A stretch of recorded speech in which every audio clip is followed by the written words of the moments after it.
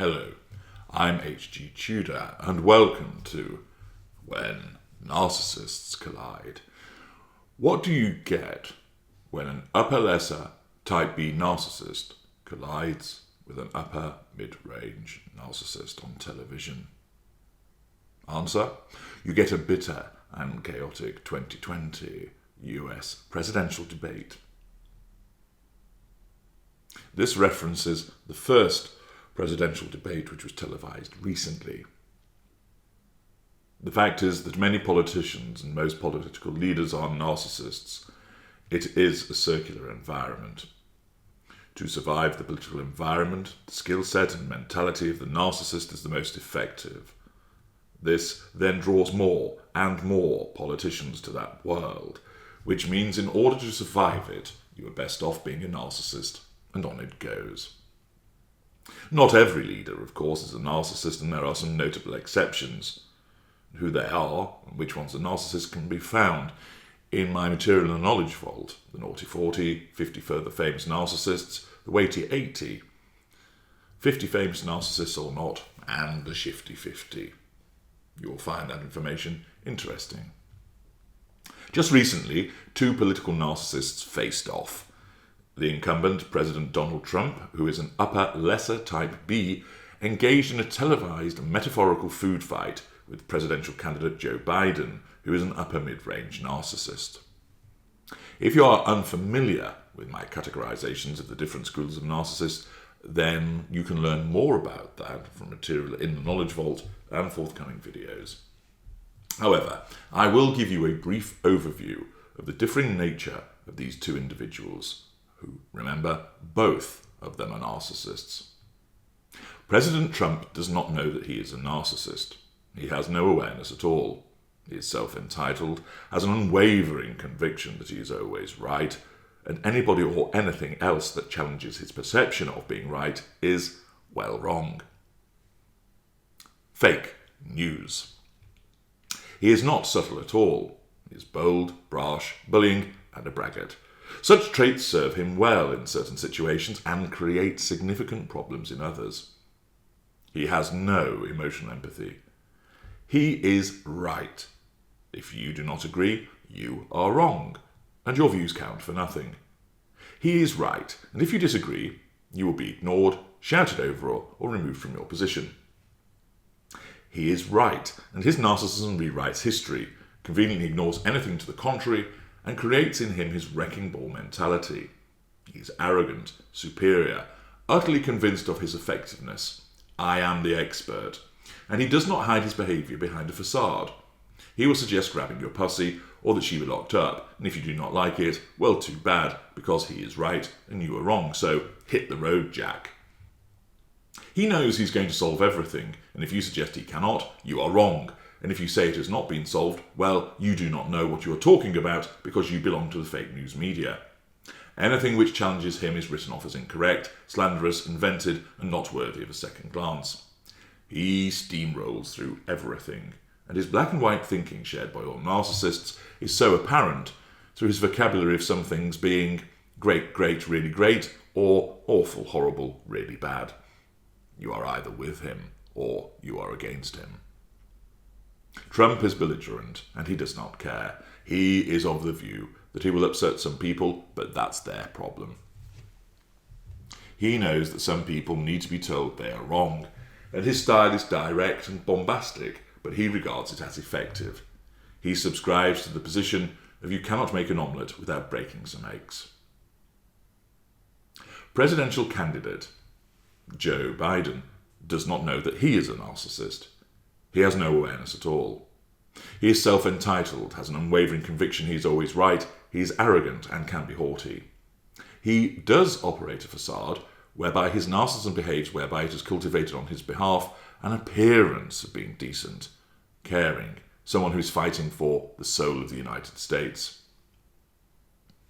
Whereas Trump is brash and in your face, Biden is more measured, but that does not mean that you will not see the fury that lurks beneath from time to time. He will snap, and he will lash out. But that aspect of his narcissism will not appear anywhere near as often as Trump's haughtiness, owing to the operation of the facade.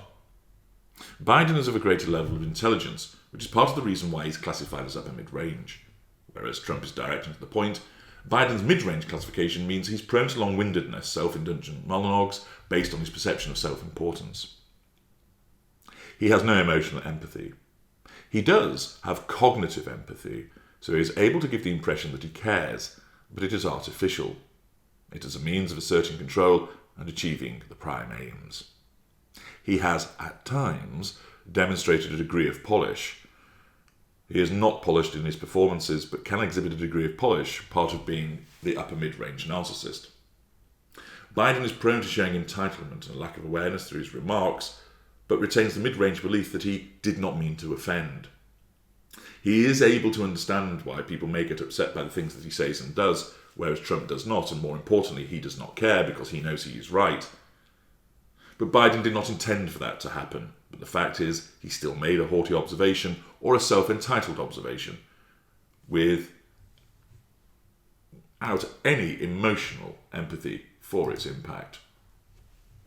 He is blinded to the offence caused some of the time, but can understand it after the event, but only does so as part of the false contrition that he utilises in order to maintain control.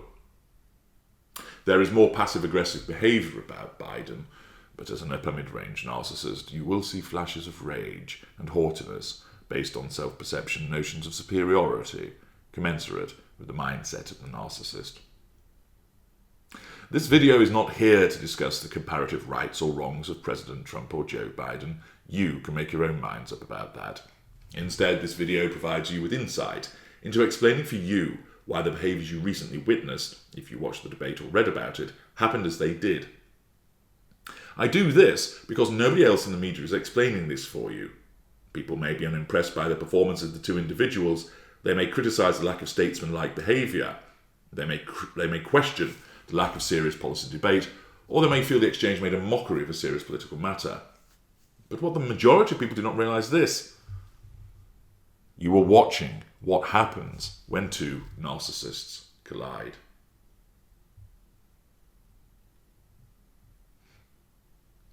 You may think this debate was about who becomes POTUS. You may think this was a showdown between two politicians, each trying to persuade the swing voters to vote for them. You may think that this was an exercise in demonstrating ability or fitness for office. Those things and more besides are what you are given to understanding is happening. Indeed, it is what these unaware narcissists also believed they were doing, but they were not.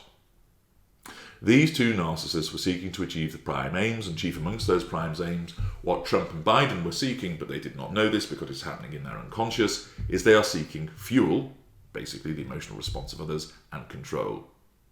They want to assert control over each other. The audience in the studio, the audience watching on television, the audience that will watch repeats or extracts on the news, the audience that will write about the debate, the journalists, the bloggers, the people discussing it over coffee, talking about it by the water cooler, the radio host analysing it on the Drive programme.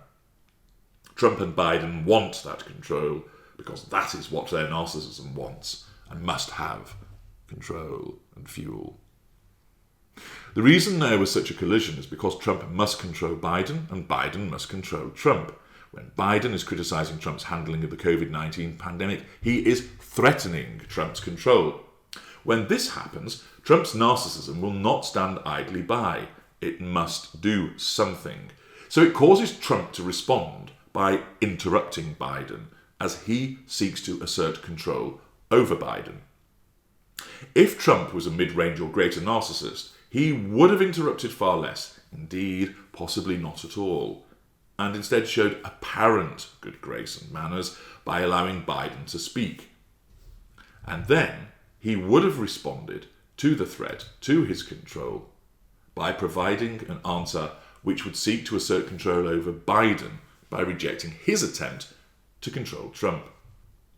The response might be a polished one, made in an articulate manner, referencing statistics, or perhaps recalling some error on the part of Biden to demonstrate hypocrisy.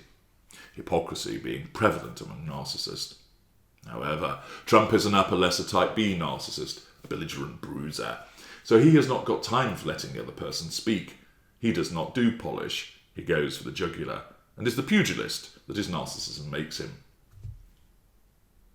Such debates can be heated and impassioned. Some debates are where the relevant narcissist maintains an iron rod of control, responding with glacial coolness, deftly scoring political points, using intellect and experience to preserve their facade whilst asserting control over their opponent. Deferential responses, supposedly respectful replies, all done from within the facade, but still seeking to assert control. Such performances come across to the unwitting viewer as professional, polished and statesmanlike. Where the responses are measured but passionate, the viewer sees a person committed to the cause, a believer in the principles of their political persuasions. But even so, that individual, where he or she is a narcissist, is still seeking to assert control. Given the two schools of narcissists that Trump and Biden are, the debate became chaotic and fractured. This is no surprise. Every time Trump sought to assert control over Biden, Biden's narcissism caused him to respond by rejecting that attempt, by asserting his own attempt over Trump. Biden's response thus threatened Trump's sense of control, and thus he has to reject it. What you witnessed was a tennis match of manipulation and counter-manipulation, all in the name of control and fuel. Furthermore, their narcissism was fighting to assert control over one another, and at the same time was seeking to assert it over those asking the questions, those listening and watching. You believe the political stakes are very high? The control stakes were even higher. What were some of the key moments from the debate, and what was really going on? Both candidates talked over one another. This was naturally each candidate trying to assert control over the other, failing to exhibit emotional empathy, since they have none, by showing patience and excellent listening skills, demonstrating they have no boundary recognition, and acting out of self-entitlement, all hallmarks of the narcissists. President Trump interrupted Joe Biden 73 times. Trump will not respect the boundary of Biden's observations. He has no truck with politely waiting his turn. His narcissism demands immediate action, and interrupting someone, despite it being ill-mannered and impolite, does not matter. In Trump's world, Biden needed to be interrupted because Biden was wrong and was talking nonsense. What was actually happening was that Trump needed to interrupt Biden to assert control over him. President Trump repeatedly hectored Biden when the two discussed healthcare. Again, Trump's need for control means he can talk when he talks, entitlement. He does not recognize the boundary of remaining silent to allow his opponent to speak. His lack of emotional empathy manifests in being rude and haranguing. In response to this threat to control, Biden's facade repeatedly fractured because of the level of sustained threat to the control. Ordinarily, the narcissism seeks to preserve the facade and assert control. So a narcissist will not slap his wife at the dinner party. He will whisper a threat to her, only she can hear, to bring her under control, while smiling at the rest of the table and preserving the facade. However, when there is a clash between control and the facade, control must win, and thus the facade will be repeatedly fractured, as was the case with Biden. Hence his retort of calling Trump a clown, verbal insult, hardly empathic, respectful behaviour, by calling your president a clown, and evidence of Biden's haughtiness, driven by his narcissistic need for control. When Biden was asked about expanding the number of Supreme Court judges, this challenged his control. In this instance, his narcissism selected deflection and silent treatment, as he refused to give an answer. The response was caused by his narcissism wanting to get control back. Biden's facade was fractured again under Trump's repeated interruptions and hectoring, which affected his control, as he lashed out with, "Will you shut up, man?" Hardly the behaviour of a political statesman, and demonstrates how even the facade of an upper mid-range narcissist can give way under sustained threats to control. He followed up with, "Keep yapping, man," contempt and verbal insult. Trump resorted to verbal insult himself when responding to these threats to his own control by goading Biden, by describing Biden as having achieved nothing in 47 years of politics, a haughty and dismissive retort, sweeping away a lifetime of political involvement. But Trump does not care. His narcissism needed control, and it was going after it in a direct fashion.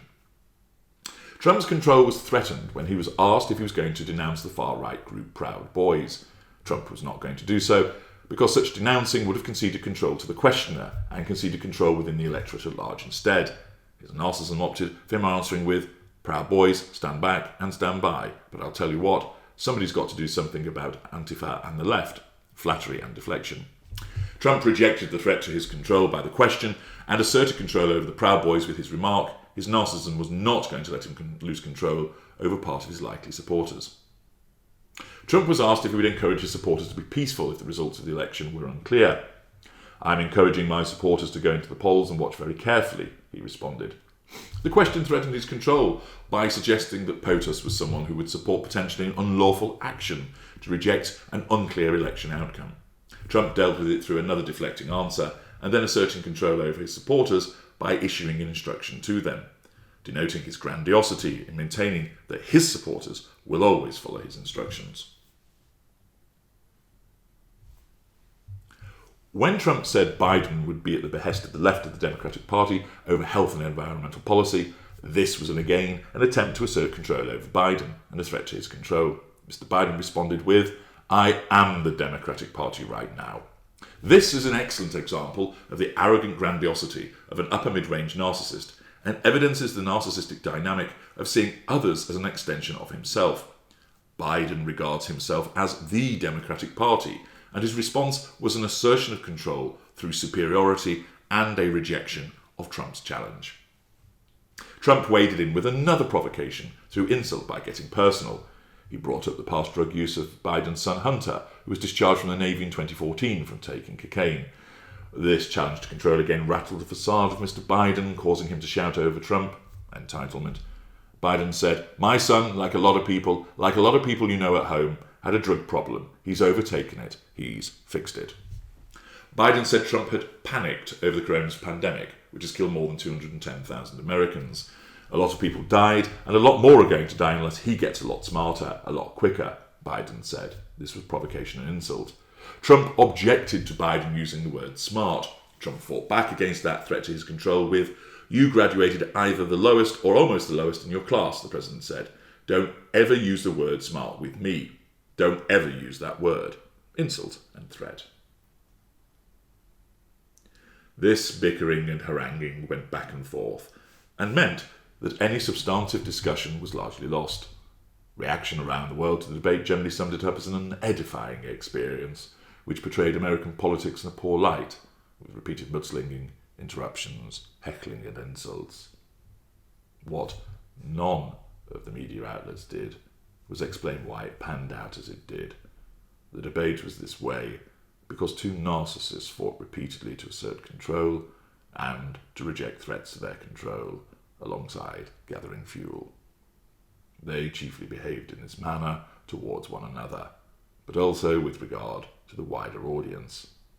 Understand that this is what is driving their behaviours, and it provided you with an excellent example of what happens when two narcissists of their schools collide. Digest it, understand it, because you will be getting more of this in the weeks ahead. I'm H.G. Tudor. Thank you for listening.